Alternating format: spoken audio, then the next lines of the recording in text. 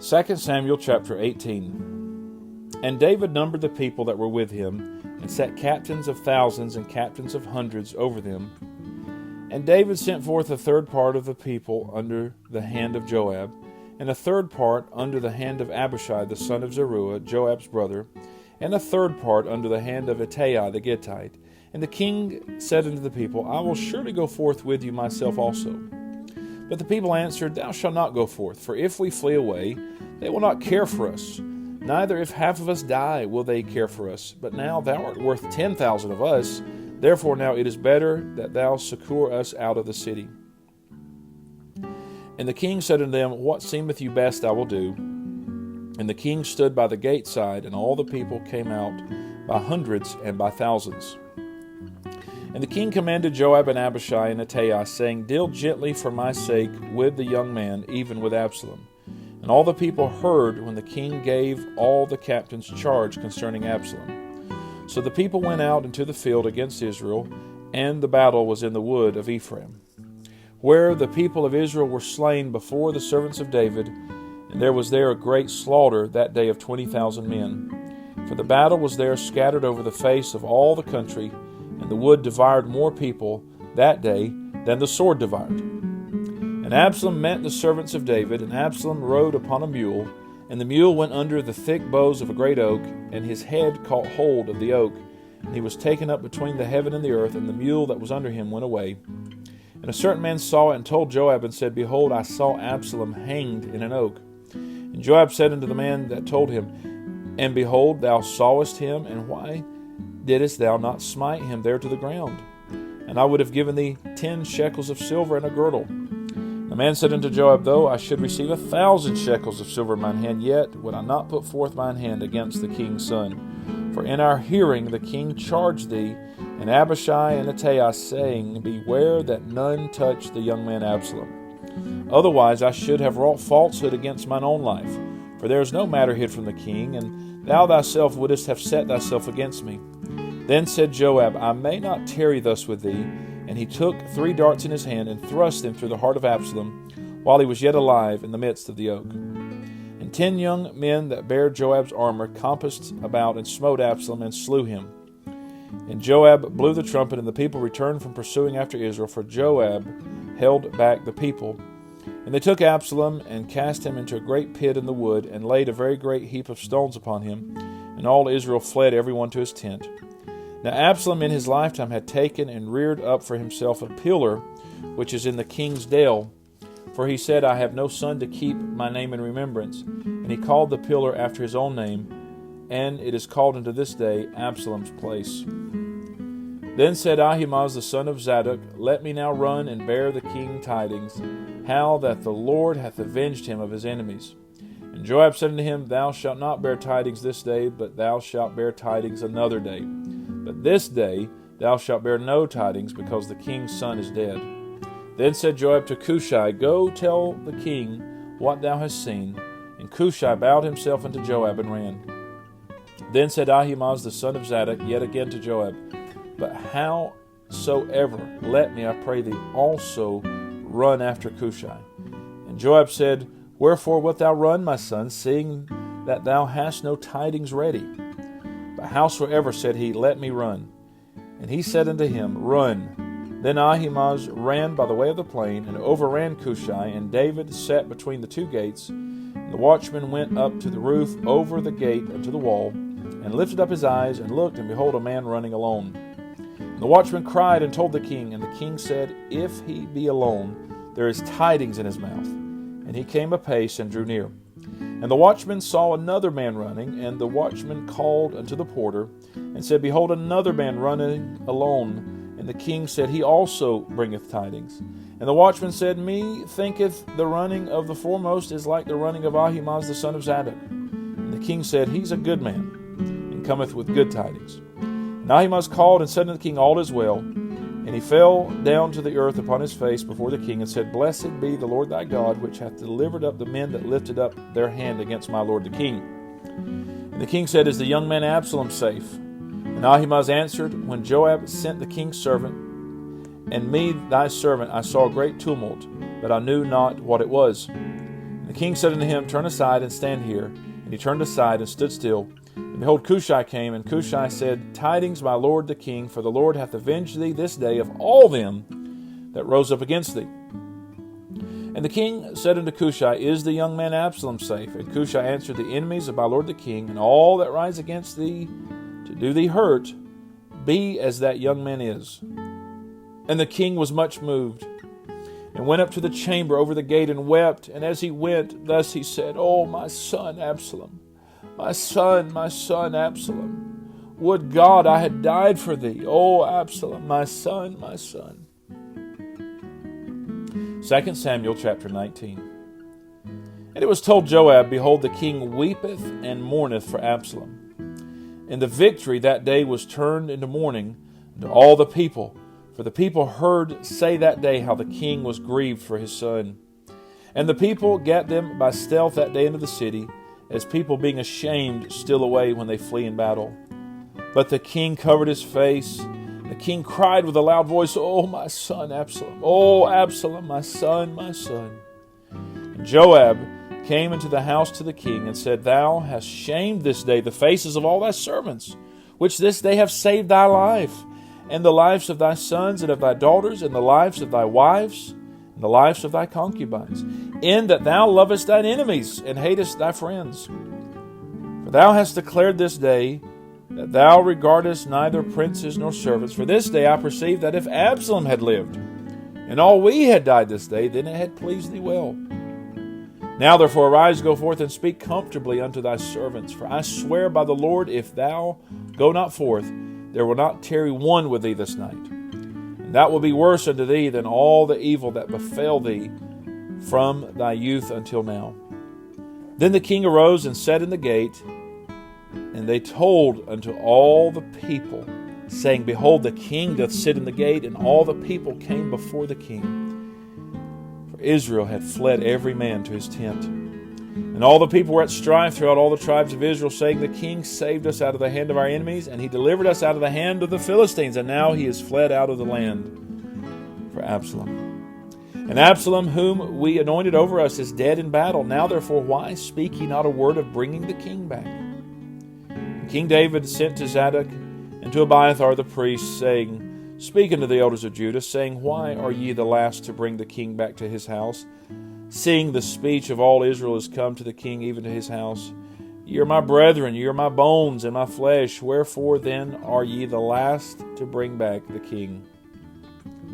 And say ye to Amasa, Art thou not of my bone and of my flesh? God do so to me, and more also, if thou be not captain of the host before me continually in the room of Joab. And he bowed the heart of all the men of Judah, even as the heart of one man, so that they sent this word unto the king, Return thou and all thy servants. So the king returned and came to Jordan, and Judah came to Gilgal to go to meet the king, to conduct the king over Jordan. And Shemaiah the son of Gera, a Benjamite, which was of Bahurim, hasted and came down with the men of Judah to meet King David. And there were 1,000 men of Benjamin with him, and Ziba the servant of the house of Saul, and his 15 sons, and his 20 servants with him, and they went over Jordan before the king. And there went over a ferry boat to carry over the king's household, and to do what he thought good. And Shemaiah the son of Gera fell down before the king, as he was come over Jordan. And said unto the king, Let not my lord impute iniquity unto me, neither do thou remember that which thy servant did perversely the day that my lord the king went out of Jerusalem, that the king should take it to his heart. For thy servant doth know that I've sinned. Therefore, behold, I am come the first this day of all the house of Joseph to go down to meet my lord the king. But Abishai the son of Zeruiah answered and said, Shall not Shemaiah be put to death for this, because he cursed the Lord's anointed? David said, What have I to do with you, ye sons of Zeruiah, that ye should this day be adversaries unto me? Shall there any man be put to death this day in Israel? For do not I know that I am this day king over Israel? Therefore the king said unto Shemaiah, Thou shalt not die. And the king sware unto him. And Mephibosheth the son of Saul came down to meet the king, and had neither dressed his feet, nor trimmed his beard, nor washed his clothes from the day the king departed, until the day he came again in peace. It came to pass, when he was come to Jerusalem to meet the king, that the king said unto him, Wherefore wentest not thou with me, Mephibosheth? And he answered, My lord, O king, my servant deceived me. For thy servant said, I will saddle me an ass, that I may ride thereon, and go to the king, because my servant is lame. And he hath slandered thy servant unto my lord the king. But my lord the king is as an angel of God. Do therefore what is good in thine eyes. For all of my father's house were but dead men before my lord the king. Yet didst thou set thy servant among them that did eat at thine own table. What right, therefore, have I yet to cry any more unto the king? And the king said unto him, Why speakest thou any more of thy matters? I have said, Thou and Ziba divide the land. And Mephibosheth said unto the king, Yea, let him take all, for as much as my lord the king is come again in peace unto his own house. And Barzillai the Gileadite came down from Rogelim, and went over Jordan with the king to conduct him over Jordan. Now Barzillai was a very aged man, even 80 years old, and he had provided the king of sustenance while he lay at Mahanaim, for he was a very great man. And the king said unto Barzillai, Come thou over with me, and I will feed thee with me in Jerusalem. And Barzillai said to the king, How long have I yet to live, that I should go up with the king to Jerusalem? I am this day 80 years old, and can I discern between good and evil? Can thy servant taste what I eat or what I drink? Can I hear any more the voice of singing men and singing women? Wherefore then should thy servant be yet a burden unto my lord the king? Thy servant will go a little way over Jordan with the king. And why should the king recompense it me with such a reward? Let thy servant, I pray thee, turn back again, that I may die in mine own city, and be buried by the grave of my father and of my mother. But behold thy servant Chimham, let him go over with my lord the king, and do to him what shall seem good unto thee. The king answered, Chimham shall go over with me, and I will do to him that which shall seem good unto thee, and whatsoever thou shalt require of me, that will I do for thee. And all the people went over Jordan. And when the king was come over, the king kissed Barzillai and blessed him, and he returned unto his own place.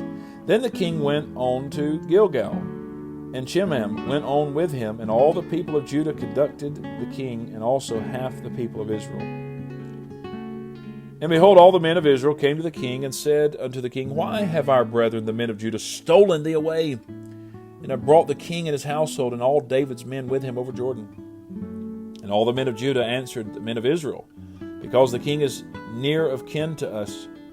Wherefore then be ye angry for this matter? Have we eaten at all of the king's cost? Or hath he given us any gift? And the men of Israel answered the men of Judah, and said, We have 10 parts in the king, and we have also more right in David than ye.